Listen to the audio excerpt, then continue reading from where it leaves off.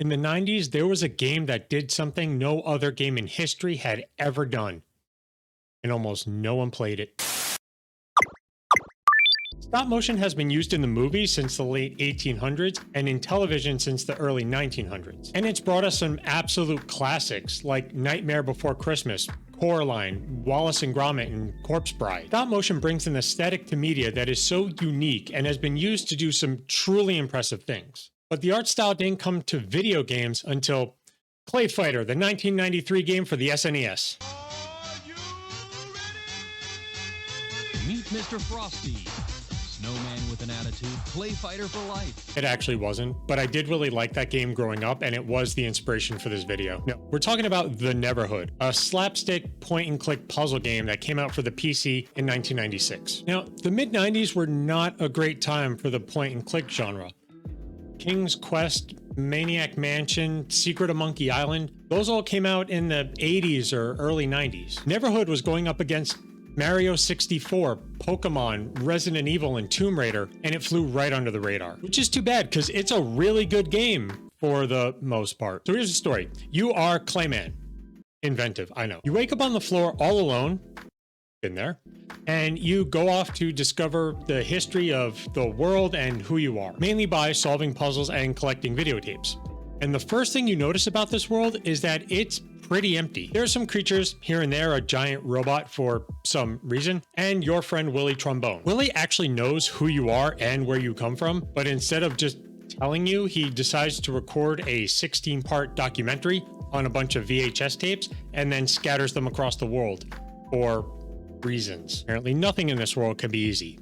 And that includes the puzzles. This is a true retro puzzler, and that means taking notes. See those symbols on the wall? You're going to need those in a couple hours. That song playing on the radio? You better remember it for later. And the worst was this giant memory match thing.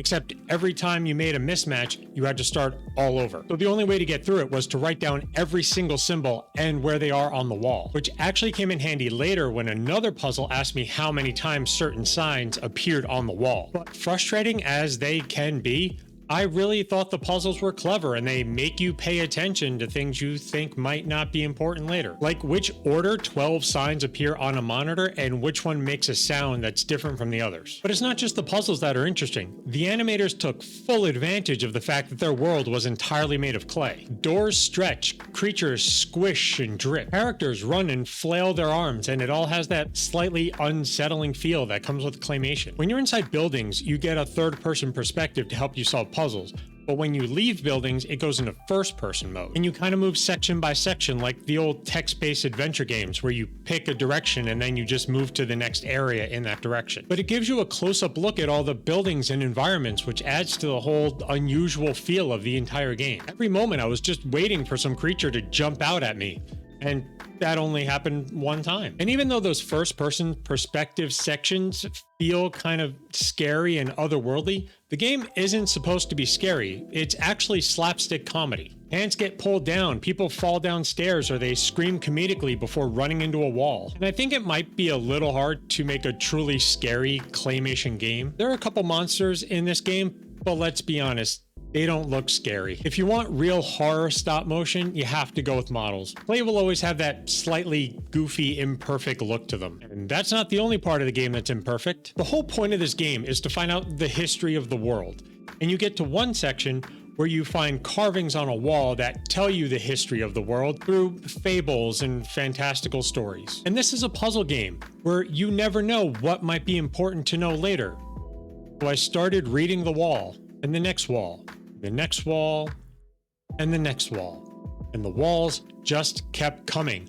For an hour, I was reading this story because I thought it would be important to the game or a puzzle later on. But no, it's just lore. It's interesting lore if you want to know the story of the world, but you don't have to. Everything you need to know about the world, you learn through the little documentary you watch later. And to be honest, after a while, I was just skimming it anyway. But in a game where you need to write things down and everything could matter, this was all just one giant time sink. Don't put things in a puzzle game unless they're going to help you solve a puzzle. It's Chekhov's jigsaw puzzle or something. But that wasn't enough to kill my fun of the game.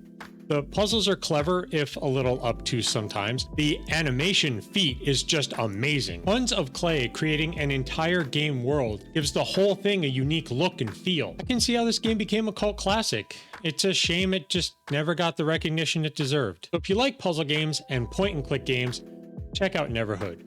It's so rare to find a game that does something new. Give it a shot. I'll see you next time.